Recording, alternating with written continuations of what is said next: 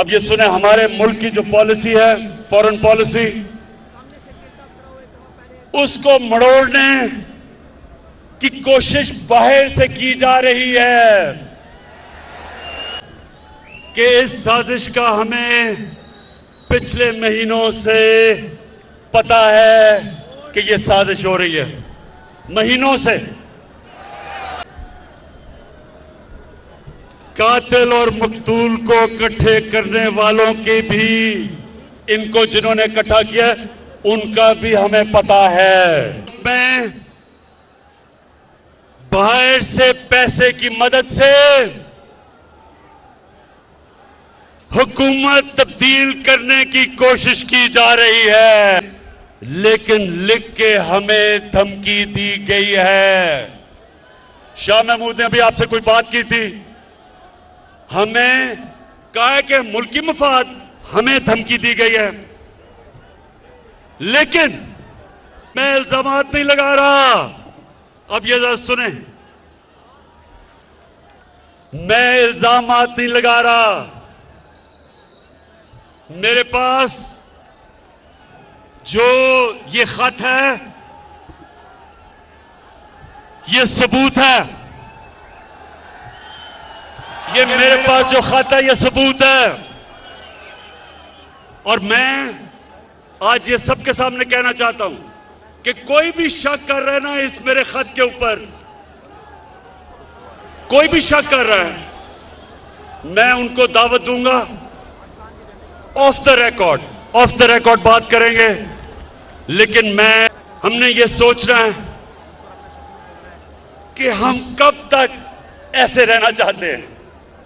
मैं अपनी कौम को भी कह रहा हूं, अपने मीडिया को भी कह रहा हूं कि हम कितनी देर इस तरह गुजारा करेंगे।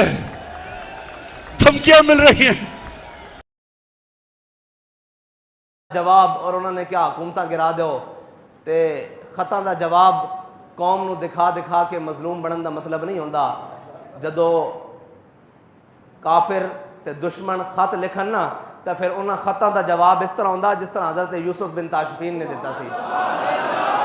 उन्होंने खतां नूं दिखा के हमदर्दी नहीं समेटी जाती। हज़रत यूसुफ बिन ताशफीन ने यह नहीं किया कि भाई देखो उसने ख़त में इतना लिख दिया है कि अगर आसमान के फरिश्ते भी तुम्हारे मदद के लिए उतर आएँ तो तुम मुझे शिकस्त नहीं दे सकते क्योंकि मैं इतनी बड़ी फ़ौज ला रहा हूँ। तो हज़रत यूसुफ बिन ताशफीन ने अपने वज़ीर मुशीर को कहा कि जनाब इसका जवाब लिखो। तो उस मुशीर ने बहुत लंबे चौड़े सफ़ों पर जवाब लिखा और लाकर पेश किया कि हम ऐसे ज़र्रा लेस होकर आ रहे हैं, हम ज़र्रे पहन के आ रहे हैं, हम फ़ौजें लेकर आए हैं। तो हज़रत यूसुफ बिन ताशफीन ने जब ख़त पर नज़र मारी तो आपने कहा यार दुश्मनों को ऐसे नहीं जवाब दिया जाता, वो ख़त लाओ जो उसने लिखा है। जब वो ख़त आपके सामने लाया गया ना तो आपने उसकी पुष्ट के ऊपर लिख दिया कि मैं जल्द आ रहा हूँ। तो बात यह है कि जब दुश्मनों से बात की जाए तो इस तरह की जाती है, वो ख़त दिखाकर हमदर्दियाँ नहीं समेटी जाती। कोई थे जो कतरी ख़त के ऊपर रुके रहे और आज अमरीकी ख़त आ गया।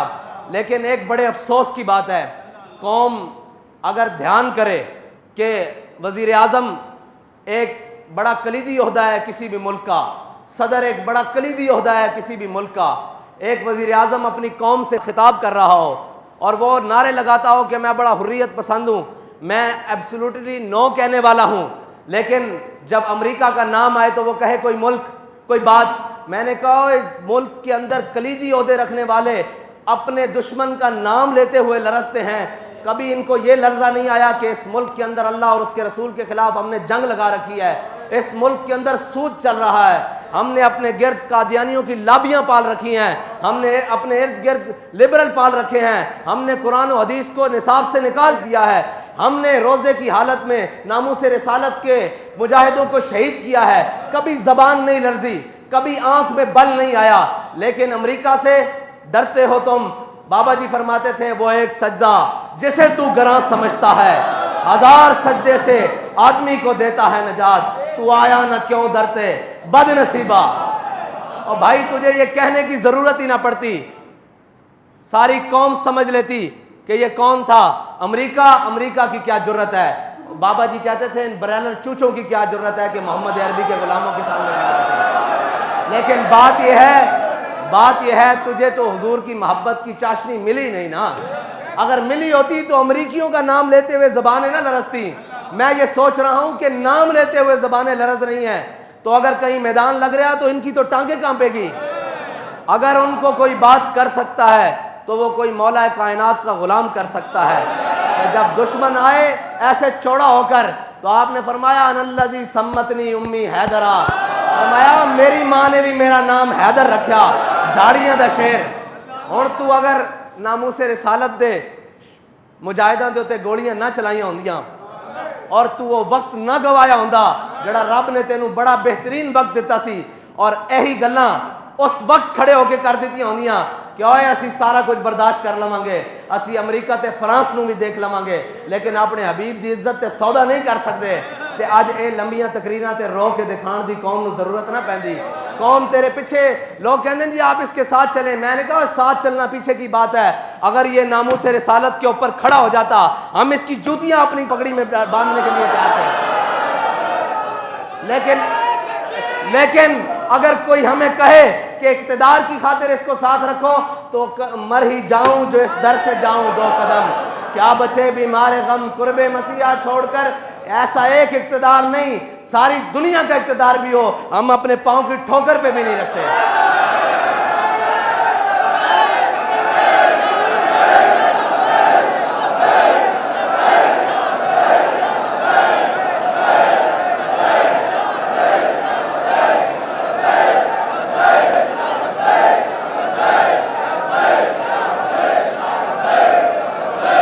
लब्बैक लब्बैक।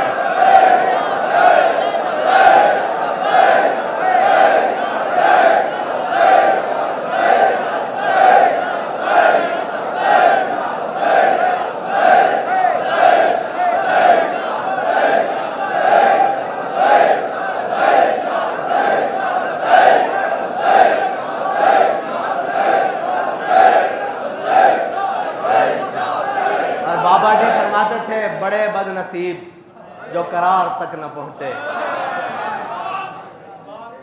वो करार यही था कि तुम सारी यूरोपीय यूनियन को समेट के एक साइड पे रखते, अमेरिका को समेट के एक साइड पे रखते, और वीटो पावर वाले सारे ममालिक को लपेट कर एक साइड पे रखते। वो कहते कि बस जी हम सारी बातों पर कंप्रोमाइज़ कर सकते हैं, अपने आका और मौला की नामूस के लिए अगर तुम बात कर देते, बाखुदा ये दिन तुम्हें नहीं देखने पड़ते।